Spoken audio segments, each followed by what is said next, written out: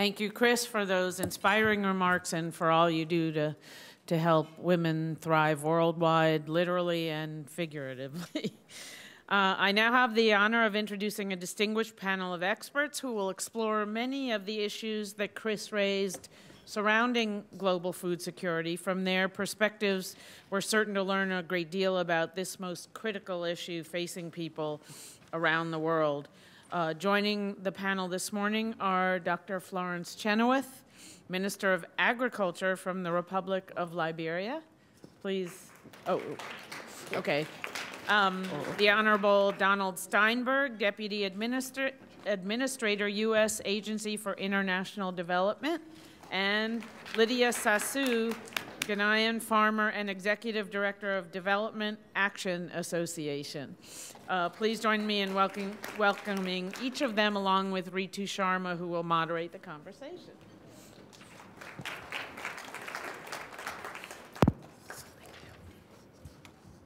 So we're going to change this up a bit. Am I on? Okay. And get a little bit more interactive because we have a lot more that we want to share with you. And I also want to try to keep you awake now that breakfast is settled. What we want to do now is explore some of the issues that we're facing in agricultural development now, particularly for the U.S. government.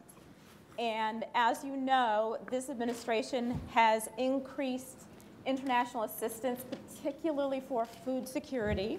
And thanks in significant part to Donald Steinberg, there's a very strong gender focus within that initiative as well as others. And Don, I would like to start with you, and if you can talk about, what is the goal for this initiative? Why is it so important? And what will happen if we don't do it? Well, I think it's important to put the question of women and development into the broader context, and in that sense, it's actually a very exciting time to be at USAID. There are 4 new pillars at AID that we're focused on. First, we are looking at women's empowerment in the political, social, and economic arenas, doing things like supporting women's caucuses, political caucuses abroad, supporting safe schools for girls and girls' education in general. We are supporting microenterprise, but also small, medium, and large-size businesses involving women. Secondly, we're focused on the protection and participation of women, especially during times of conflict. And we were very excited by the Secretary Clinton announcement at the United Nations that we're preparing a national action plan in response to 1325 UN Security Council resolution. We've adopted our own internal anti-trafficking provisions that apply not only to USAID but all of our contractors focused on gender-based violence. Third, we're trying to walk the walk in-house much more by empowering our own staff of women to contribute fully through changes in our recruitment practices, our performance evaluation, our promotion, et cetera. But perhaps most importantly, we are integrating women and gender considerations into all of our major initiatives. And the President has announced 3 major initiatives: climate change, global health, and Feed the Future. And in the context of the Feed the Future program, we have indeed built up on what the Bush administration has done to adopt a program designed to promote agriculture and rural development all around the world. And the reason we're here today is that we all recognize that women are central to that process. We've heard that 80% of smallholders in a number of situations are women, but that's only part of the picture. Women are also key to the entire value chain in agriculture. They are key to development in health and education and increased farming capabilities, all deriving from girls' education. And so that's a key. Nutrition is a key part of this initiative as well. We have learned incredibly insightful things about what the first 1,000 days of a child's life means from conception to the age of 2. If you don't get proper nutrition during that period, you're in essence hardwired for growth stunting and not being able to contribute fully to society. So the net result of this is that we have asked for increased funding for the Feed the Future initiative of some $1.2 billion in total. And Chris's comments are right on the money. This is not an investment in some value structure. It is an investment in our national security. We have seen from the period over the last decade a decline in assistance to food security around the world, and what that has meant is that we have seen the Green Revolution largely bypass Africa. We have seen women systematically excluded from development programs for rural sectors.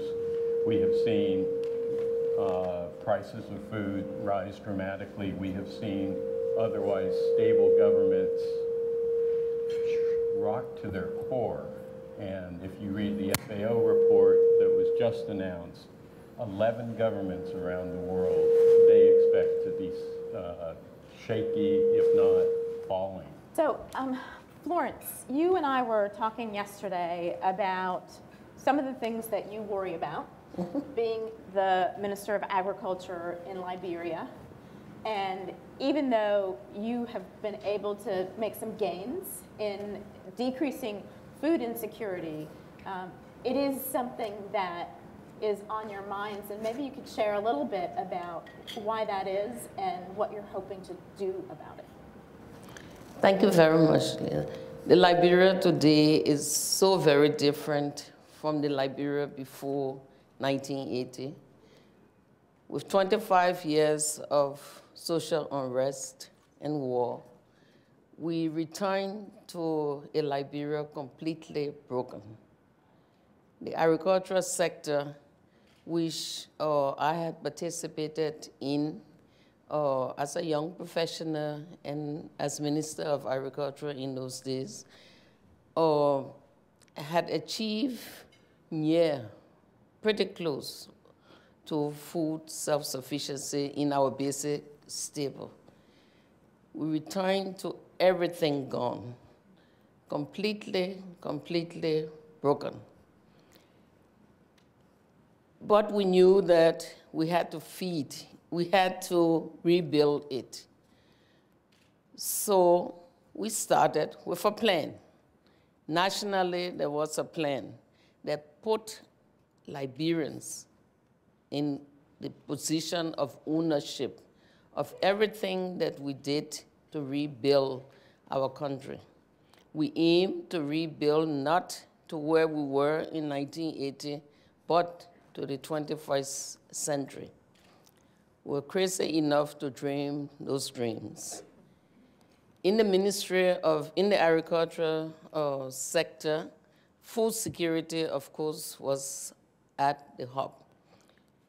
Estimates or guesstimates put us at over 80% food insecure. Later on, some surveys dropped it to about 49, 50%. Today, we know that we are at 41% because we just completed our own national survey. Now, what helped us to get to that point? As I like to say, we jump in a car that's being repaired, and we're driving it at the same time. We're in a hurry. Because with almost 80% unemployment, with 60% of our population between the ages of youth, they're youth. 53% of those are between the ages of 0 to 15. We have a very young population. And the majority of those are girls. Serious problems for us, so we know it. we lost very greatly in terms of human resources. So we know that also. And we decided that there's no bureaucracy, there's no time to sit in an office. We all have to get out there, including our woman-led or executive. We have to get out there and do it ourselves. And thanks to support, today I will focus on support from the US government through USAID and others. And I will tell you what a difference it has made with us in the driver's seat. Yeah. As I told you, we define our programs. We no longer accept an envelope, close. We look in it and we say, thank you, no thank you, this does not fit where we want to go.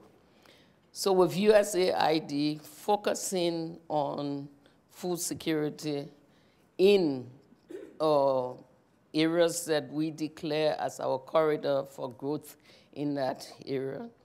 We started with 50,000 metric tons of seed rice because there were no seeds. During the long years of unrest, we ate everything. There were no animal life. Anything that moved became dinner. So we had to rebuild the animal life. We had to rebuild our germplasm. 50,000 metric tons of seed donated by the people of the United States, foundation seeds.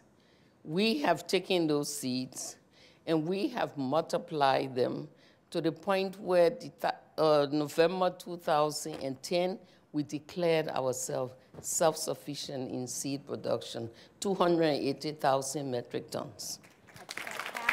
We multiplied it. We involved small farmers and our own scientists and our halfway broken research station. But we did something else, and that one we are making a lot of noise about. For the first time in our history, we have produced foundation seeds in Liberia, not since the war, in our history.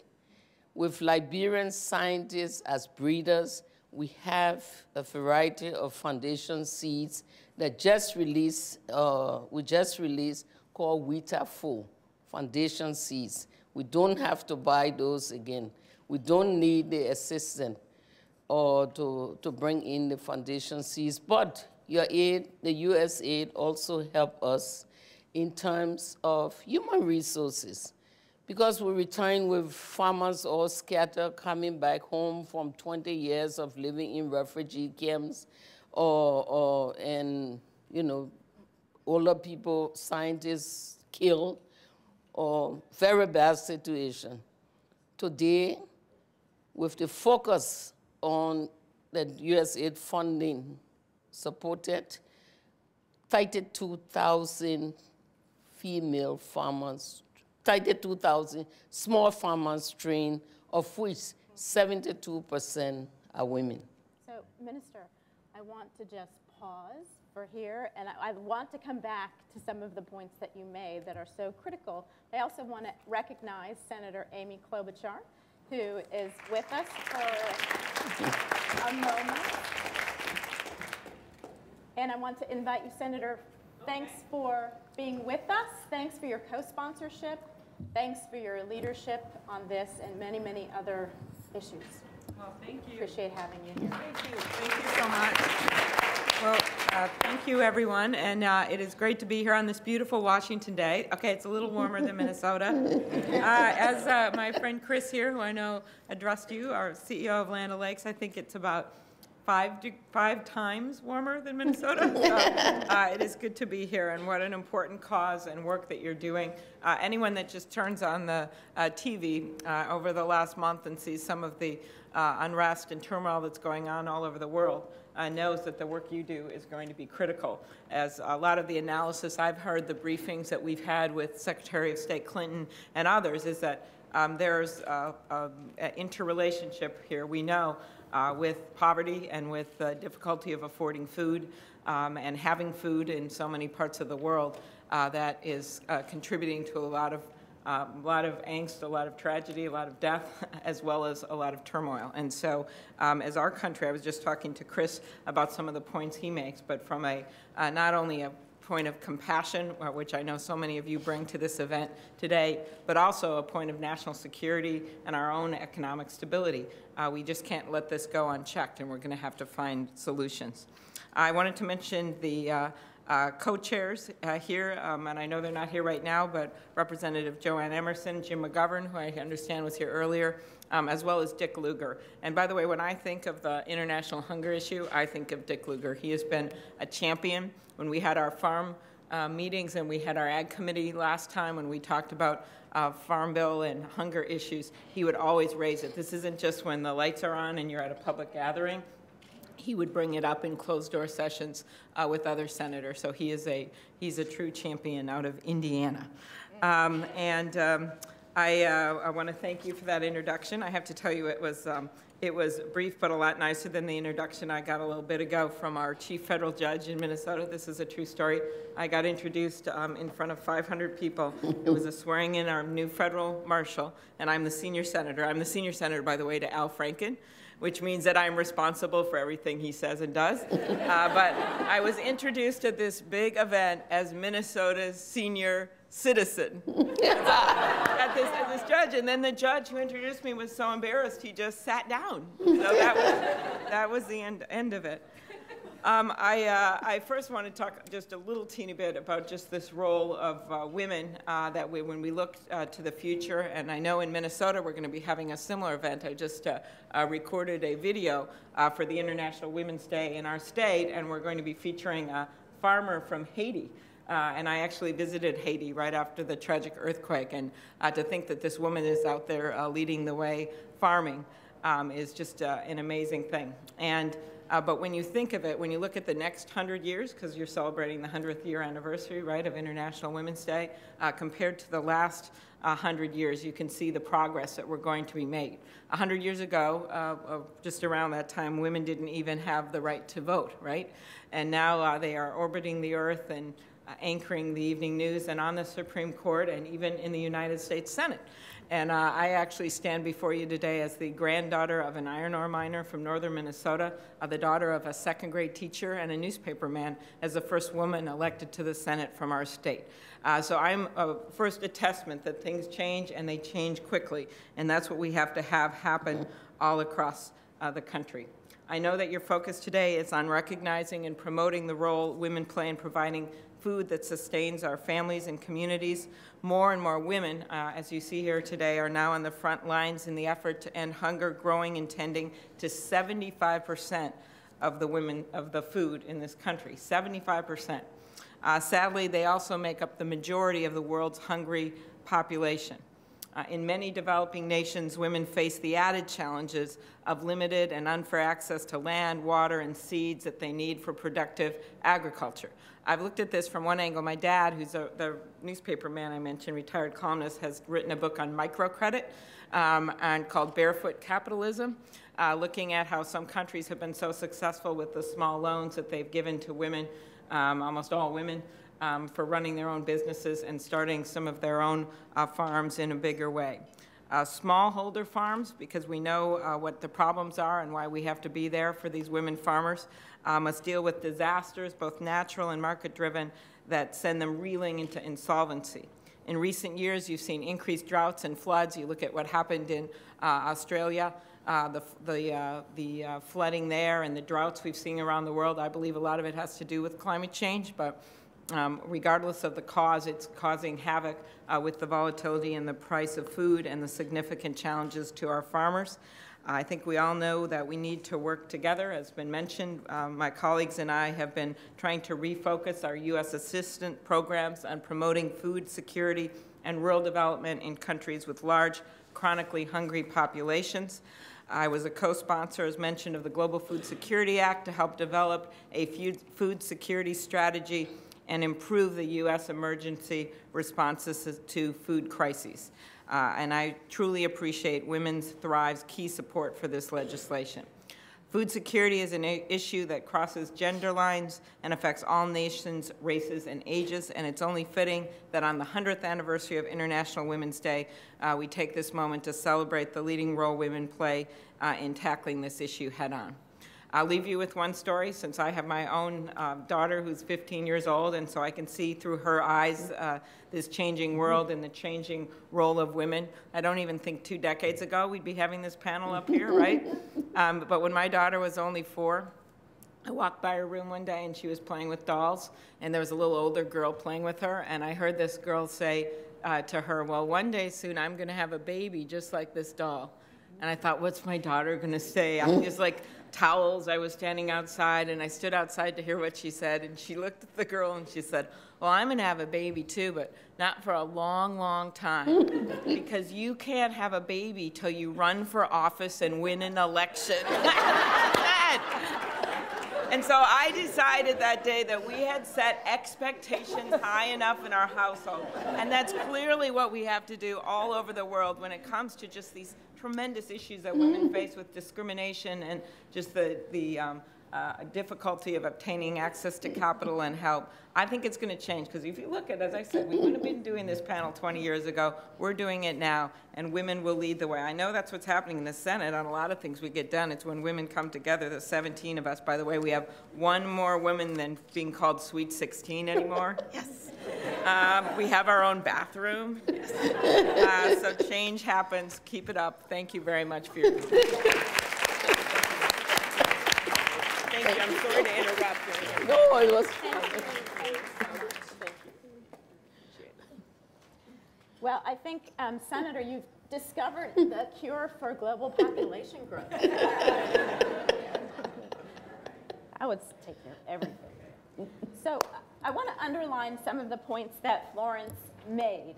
In particular, you sort of take this situation with very high levels of food insecurity, still 40% of the population, and you put that together with the youth bulge, and it creates a very scary situation. Yep. And I want to also now turn to Lydia Sasu, my good friend from Ghana, who grew up on a farm in Africa and still is engaged very much in farming herself. Tell us, Lydia, what does it look like really on the ground, on the farm? And how is it that we can help women farmers in a real way, not just a rhetorical way? Thank you very much. Good morning to everybody. And I'm now going to look at rural women as I would say it, because we live in the rural areas and women are producing. We've heard from all the speakers that we are plenty, about 60%, and we are growing food for food security. I'm going to talk to you about a woman who is a member of our group named Eva Agbovi, and he's staying in a village.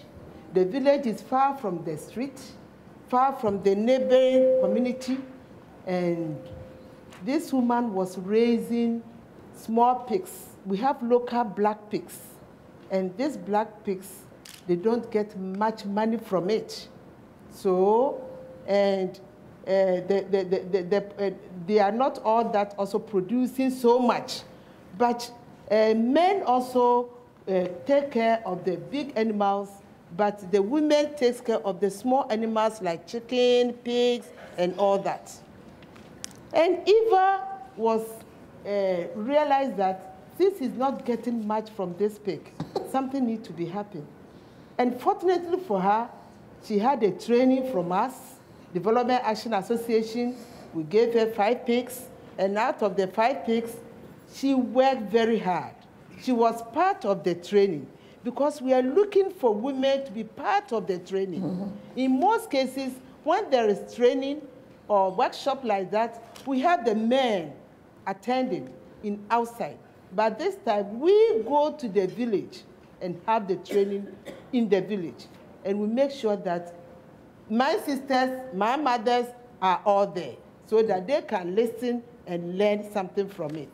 Eva grew these pigs, and out of it, she was able to get 400 white pigs.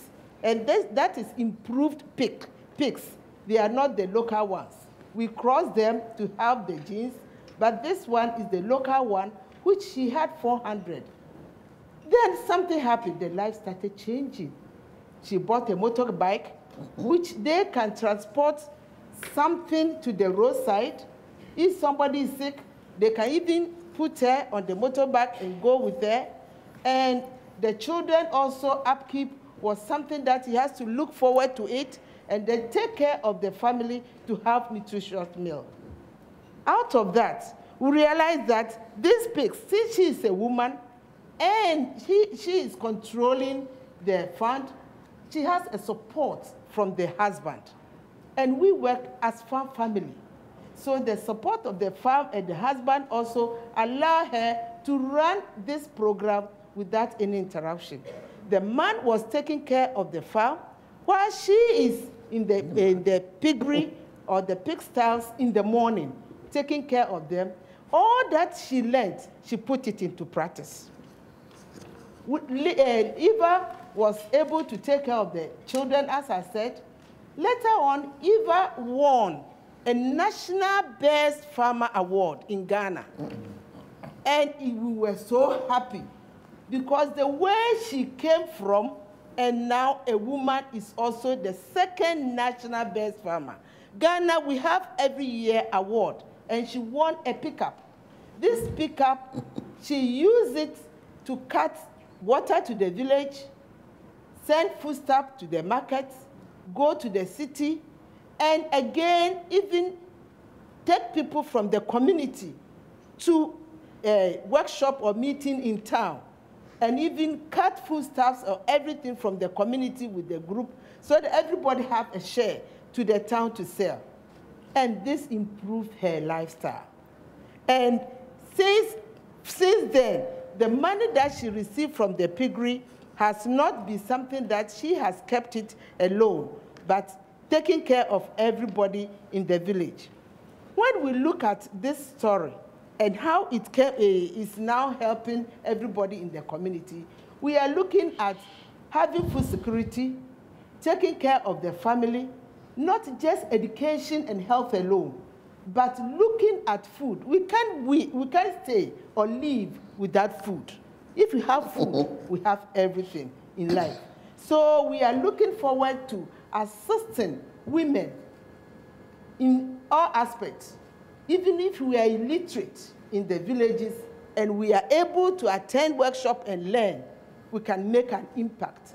With this, as we are doing as women's group, I think it's a very big achievement that we need to share with everybody. And everybody, we need to look at it as agriculture could be the right base for us to be in food security and have food all the time. If a woman have, he doesn't keep it here, but he share with everybody in the village, the community, and everybody have it. So please, this story is something that I need to share with you and everybody. I'm ready for every question. Thank you. Lydia is a serious force in Ghana, and we're thrilled to have her as our partner.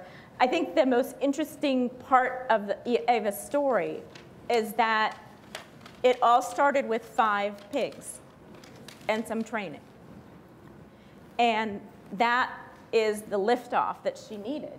And when you think about the Feed the Future program, we're not talking about feeding millions and millions of people.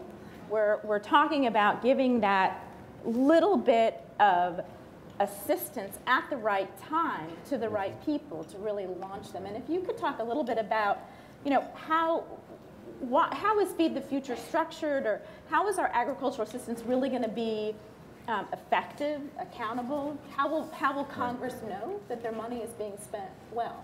Well, Feed the Future is based on some basic principles, and one the minister highlighted, which is country ownership. It's not for the United States to walk into an agricultural situation, to walk into a Ministry of Agriculture and say, this is the way it ought to be done. So it's all about getting ground truth, about consistency of the Feed the Future initiatives with the action plan for development of that country, It's also about sustainability, and the only way you get sustainability is through partnerships. We have to accept that the United States government does not have the monopoly on good ideas, on ground truth, on resources, on expertise. And so it involves the business sector, and Land O'Lakes is a key partner with us in a number of the initiatives. It involves local NGOs. It involves women farmers themselves. There's a phrase that we like to use, nothing about them without them. And that's a key element of that whole picture. Let me interrupt and ask you, you know, what would happen if the U.S. government backed out of this? One of the things I often hear is that, well, let's leave this to the private sector and to the charitable sector. It's really not something our government should spend money on. It's a noble cause. And right. Why is it that the U.S. government has to be engaged in this? We've got unique qualities as a government. We can use resources to leverage private sector investment. We can use it to leverage contributions by the host government itself. We don't have the requirement to produce profits, and therefore we can selectively use our resources. At the same time, a key to this whole process is, as you suggested, monitoring and evaluation, to be able to clearly explain to the American people and their elected representatives that we are good stewards of their money. And as many people have suggested, there are situations where the United States has a very clear security interest in a country that may not be consistent with where you can drive profits as a private company. And so situations where we want to keep societies from trafficking in drugs, in people, in arms, situations where we want to avoid large-scale refugee flows, situations, frankly, where we want to make sure that we don't have to send American forces. And if we can ensure development based upon food security, that creates the stable societies that allow us to focus on other developments. Yeah, I think it's this issue, poverty-focused assistance, whether it's health or agriculture or whatever, has become so highly politicized that it sometimes, the conversation is not about the substance or the merits of the issue anymore. And I think what's important to realize for those of you who are going to be spending a lot of time on Capitol Hill, or those of you who work on the Hill who want to preserve these programs, is to hear from someone like Florence, to hear from a country that is good governance. They are trying to do the right things. They have a phenomenal leader. Why is it important for the U.S. to remain your partner? What would this mean in your country if you didn't have this resource? Well, I think to quit now will really be the wrong time to do it, because we are on our way up. We will not always need the assistance, but we are making such good use of the assistance. You just talked about Feed the Future. When you were thinking about the design of that program, Secretary of State Clinton came to Liberia, and she heard me say that 1/3 of Liberia's population is now in the capital. It was a capital built for 350,000. It now is host to 1.3 million. So my strategy is to try to feed people where they are until we can create the enabling environment for them to go back to where they came from if they so choose to. And I thought I have a quick win program where we would do farming, agricultural production where people are. And she heard the message, and she turned to her mission director and said, I think you should consider supporting it. Well, let me tell you, if you have a chance to listen to the message that came out of our president's annual message that she delivered the 28th of January, she highlighted an example of our urban farming. Took a group of women living with AIDS in the city, but around their community where they live, they had some land. It was only 5 acres. We got them to give them more. Took another community with 16 women, and a third community with 22. Those women decided vegetables. We did vegetables 1 year, and then they decided rice. Okay, if you're going to grow rice in the city, then I will help you to become seed producer, because the value of the rice is 65% between seed and paddy for eating. Those women, we harvested. With your support, we bought back all of their rice, $10,036 US. Now you tell me, women living with AIDS, do you think they are thinking about dying now? No, they're not. They are going back and planting over and over. So these kinds of programs have such impact. They have such a possibility of helping us get over. Today, your support goes to World Food Program. In 4 years, the World Food Program is using rice produced in Liberia 100%. 100%, no more imports. World Food Program. They're also using our locally produced oil and some of the beans and pork. So it's happening. We're going to get over the hump. The time to quit is not when you are already leading. Somebody else is going to just jump in and take the credit. So my suggestion is stay there. Lydia, I think it would be helpful if you could also talk about the role of men in this, because when we talk about gender, we're not just talking about women, right? We're talking about both men and women, and what this is about is not about helping the woman farmer in Africa and leaving men to hold up the other half of the sky, right? So how do we integrate men into this? Our first of all request, if we can have the analysis of gender and see the role of women in food security. If you have this in Ghana, I know it has started, but we want to have it. And that will let us know the role of men and women in food security so that we can support and help. That looks like a question to me. And the reality is that we have, in the first 7 Feed the Future countries, including Ghana, we have done systematic analysis of gender role in food production, so I will share it with you. This was one of the first steps that we did even before launching the program, was to ask our missions to do gender analysis and assessments to be incorporated into the full exercise. And we've done that in Liberia as well.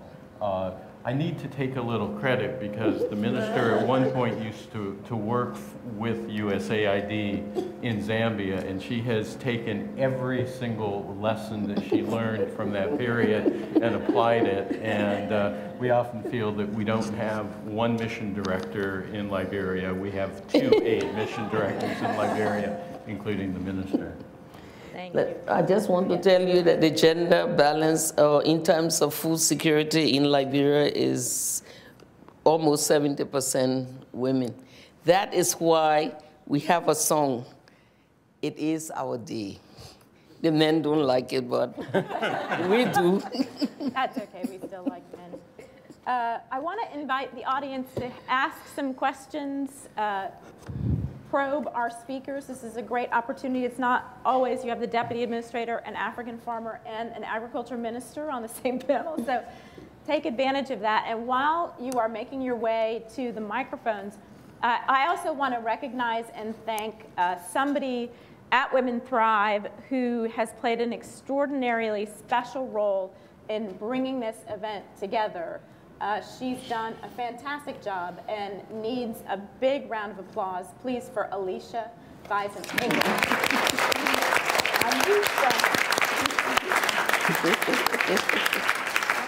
so happy the day has come. So, do we have any questions? Yes, please. And if you could identify yourself, that would be great. I am Batmaka Some. I'm currently a consultant at the Bill and Melinda Gates Foundation. I would like to thank the speakers and the panelists for sharing their experiences and so fascinating stories, which resonated with my own experience as a person who grew up in Burkina Faso in a rural farm. So I also like to thank Women Thrive for having such a timely topic at such a crucial point.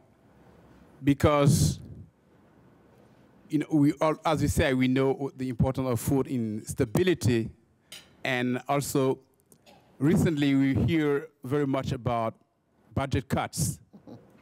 So my question is,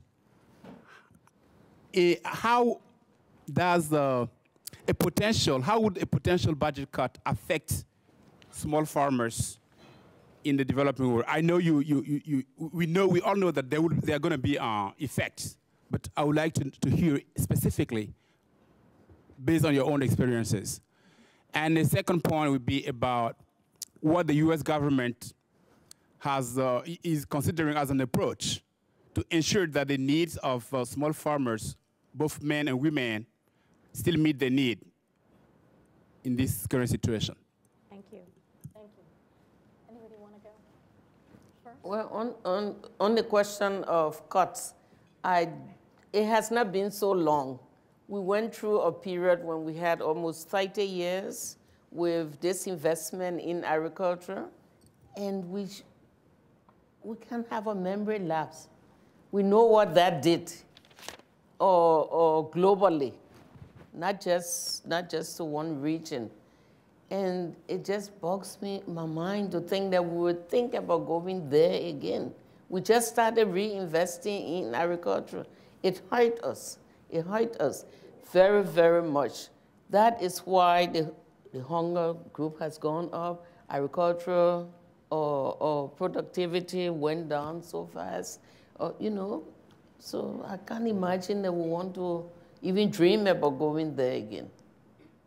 Yeah. You know, I did my economics training at a time when people thought that agriculture was a backward sector. The goal was all to get people out of the farming community, out of the rural sectors, into the major cities, increase manufacturing, et cetera. That coincided with the period following essentially the Green Revolution, where we all thought we had this problem licked. And it was all going to be about, you know, southern Sudan providing the breadbasket for all of Africa, et cetera, et cetera. That was a very dangerous period in the history of developing countries in particular. As I said before, we saw the Green Revolution largely bypass Africa. We saw famine after famine decimate populations from within. We saw a global crisis that dropped, as we heard, tens of millions of people back into poverty and desperation. As I've said, we saw government after government, otherwise strong and responsive to its popular needs, rocked by instability and uncertainty. We cannot afford to return to that area.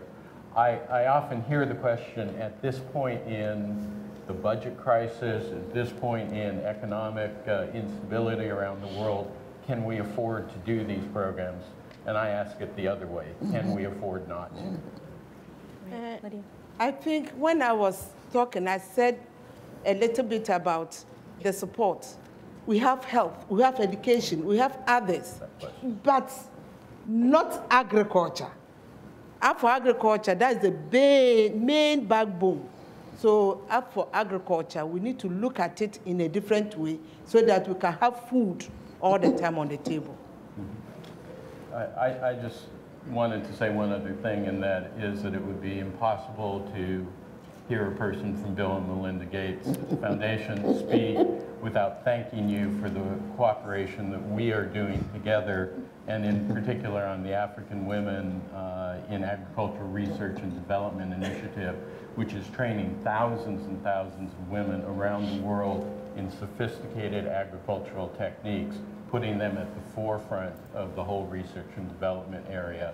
And this has been an initiative that we've done together, and Bill and Melinda Gates have been in the forefront personally of this effort, so thank you.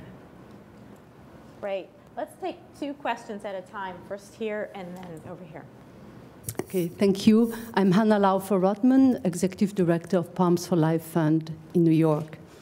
I would like to, more than ask a question, just introduce 2 concepts and related to food security. And I would like to give 2 examples very quickly. The first one is in Swaziland. We have just been awarded a very generous grant from USAID for a water sanitation and food security project in Swaziland involving 120 schools, 40,000 children. I went to Swaziland in November, visited some of the schools, and what I realized is that the need for water and sanitation in those schools is absolutely critical. But then I looked a little bit further, and I thought, how can we ensure for these children that the food security actually takes place now? And then also, of course, tomorrow, because the project foresees different activities in order to reach food security. The first one is to collect the water, then to install those latrines, then to have the water go into the vegetable gardens, teach children to produce vegetables, and so forth. But then when I went into the classrooms or I looked at the children, I realized all these children had very dried lips, and they haven't had food. I asked them, and I asked the mothers, what happens in these schools? Children have had no food. They arrive from homes, broken homes, in fact, because many of these homes are actually managed by the children themselves, because so many people have died from AIDS in this country. So children arrive at school and have no food in school. And all of a sudden I realized, actually, so many things are not going to happen in these schools because of a food security issue. Children have no breakfast, arrive in school hungry, therefore they cannot learn. And if the learning process doesn't take place, then nothing happens in schools. Of course, furthermore, I saw that there was insufficient educational material made available in schools. So when I went to talk to the Minister of Education, I said, look, we are here for water and sanitation and food security project, but what can you do in order to ensure food for these children now? So the concept that I would like to introduce here, I don't want to go too much in details of this project, but is how can we ensure that while we talk about food security for tomorrow, there is also food at the table now. This is so critical and so important, and I think that's a very important perspective that we have to have. Thank you. Thank you so much. Very quickly, another one for Burkina Faso. I want to go over here and allow everybody to speak. Thank you. Good morning, Didier Chern with the Modernizing Foreign Assistance Network. I think this question might be best directed to Deputy Administrator Steinberg. You mentioned earlier in your remarks the importance of local ownership as part of the administration's government-wide approach to development policy.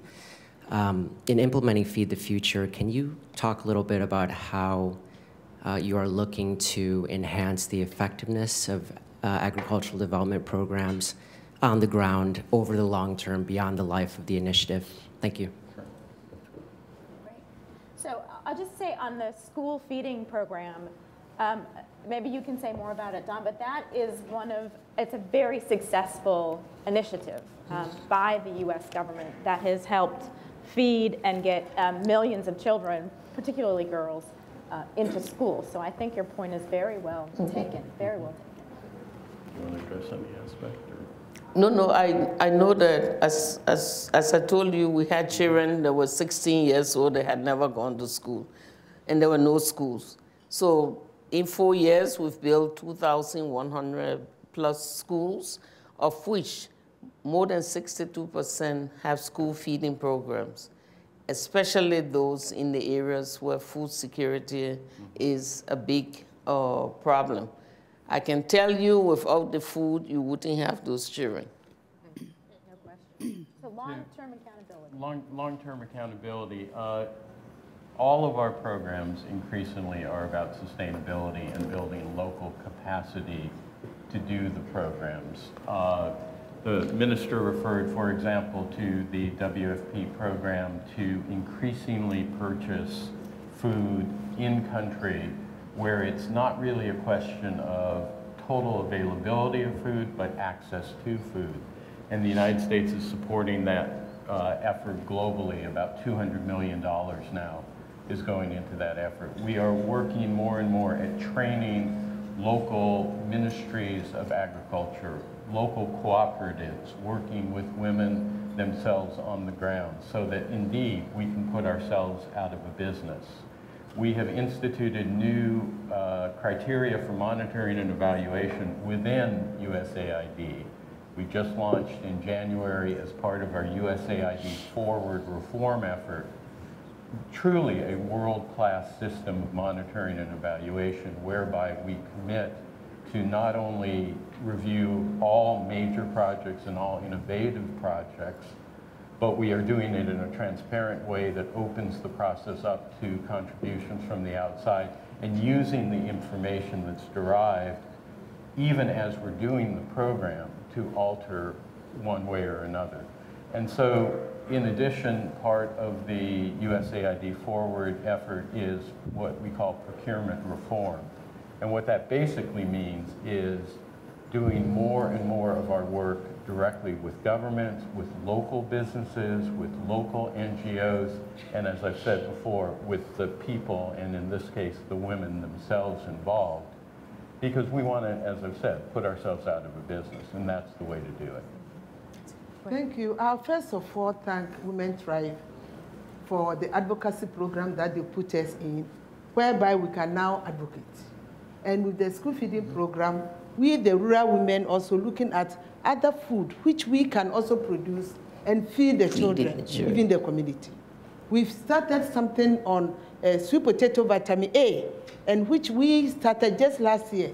And this year we are going to food. We did the vines production, propagation. This year we are waiting. We are living on rain-fed, waiting for the rains so that we'll put it on the ground, and we are going to feed ourselves. And the children getting a piece every day. This is what we had from the researchers. We are close to the researchers. We can also help ourselves, not waiting for importation before we leave. Thank you. Thank you very much. Over here, and then. Thank you. My name is Bess Palmachano. I'm the director of RAIN for the Sahel and Sahara. We work in Niger, West Africa. And our organization, concentrates on food security at the schools through school agricultural programs and through forming community cooperatives around agriculture and herding. We're trying to increase, subsistence, traditional livelihoods, and get them working better. And instead of loaning to people, our cooperatives give half their profits for something at their school. One thing that's concerning me, and I would appreciate your view of this, is, for example, in neighboring Mali, much land has been sold off to agribusinesses. And it's considered positive development because these companies will come in and food will be created, more efficiently. But I don't know if the people in the country will be able to afford to buy this food, and I don't know what happens to the people displaced from their land. And I'm wondering what policies we have in place to fight that kind of development as opposed to developing local resources. Thank you. Thank you. Hi, I'm Karen Zeidvogel from AFP, Agence France Presse. I actually have two questions, but I was told to be quick, so I'll speak quickly. Okay. The first one is, I guess, mainly for the African guests. In Zimbabwe, it seems to me, Zimbabwe used to be the breadbasket of Southern Africa, and now it seems that Mugabe is using food. He's using food insecurity to keep a very tight grip on the Zimbabwean people. Apparently, a lot of people were rounded up for watching what happened in Tunisia on television and taken to prison and tortured. So I wondered if you could address the flip side of the food security coin, and if Africa is doing anything about it. And then something that Chris Polchinski raised is the other side of the whole global sustainability equation, the growing population. In the US, we're also talking about cutting funding or completely defunding family planning, which is key, even globally, to keeping the population under control and giving women the right to choose how many kids they're going to have. So I wondered if you could also address that and how important it is to empowering women really to drive this whole sustainability issue. Great. Thank you. Those are going to be our last two questions. I'm sorry, we're out of time. We'll have our panelists respond, and then we're going to wrap it up. Anybody want to take the agribusiness? On the agribusiness, it is very important that a country takes ownership of where it wants to go. Part of our taking ownership is setting where we want to go in terms of land use. For example, we recently gave concession agreements for oil palm, for some rubber and things. We've maxed out as far as we are concerned for oil palm. That's all we want to do. We want to leave the rest of it for the nationals to use. So you have to drive it. If not, if the country does not set a land use policy that would take into consideration land for small farmers, for nationals, and land for big-scale farming, you're going to lose control. You're going to lose control of it. On the other question of the food insecurity in Zimbabwe because of the land tenure, you know, there are two sides to every story. And I like to leave it at that. Okay, mysterious woman. On the question of agribusiness, and specifically in Mali, we have a very large Feed the Future program that is beginning in Mali, and we, over the last 2 weeks, have actually looked at what the whole planning exercise looks like. Our programs are primarily designed there around smallholders, around farming that involves rural development, not just farming, that involves a focus on employment, which is one key element of this whole picture. It focuses on developing skills, but perhaps most importantly for the question that you've asked, it focuses on the entire value chain. And we have to remember that it's not just about food production, where humanitarian assistance is part of the puzzle, even in countries where food security on a macro level may not be a serious problem. And so that, in part, is also the answer to the question about feeding in schools. Absolutely, there is a place for World Food Program support, for just outright giving of food in those instances, ensuring, A, that it doesn't discourage local production, and B, drawing on that local production wherever you can. And as I've mentioned, the World Food Program has greatly expanded its local purchases of food in those environments. In Zimbabwe, I'm about as negative in terms of Robert Mugabe as I possibly could be. Spent a lot of time in Zimbabwe, watched that situation. Yes, the rural areas have been a source of repression, a source of purposeful attempt of impoverishment, et cetera. I would say that with the unity government that's in place now, at least there is an in-house check on that through Morgan Tsvangirai and other participants from the multi-party effort there. But yes, it is a very serious problem. definite last word Yes. to Lydia. Looking at we, the rural women, we don't know the policies. We don't know much about all these things. And all this depend on empowerment. If a rural woman is empowered, knowing more of the policies, she will be able to move up. We had a program with WILDAF on empowerment being a tool and having advocacy from women tribe, putting it together. We are moving ahead. Now the woman I talk of, she now owns a land. We are asking them to own a land and work on it. If she has no land, she work on somebody's land. In few years to come, she will be thrown out. But if she knows that he has to get the land registered, that is one of the empowerment. So we are looking forward for rural women be empowered so that food security problem could also be solved. Be empowered so the food security problem can also be solved. Those are the best closing ever. I'm going to turn it over to Bonnie to close us up. Thank you.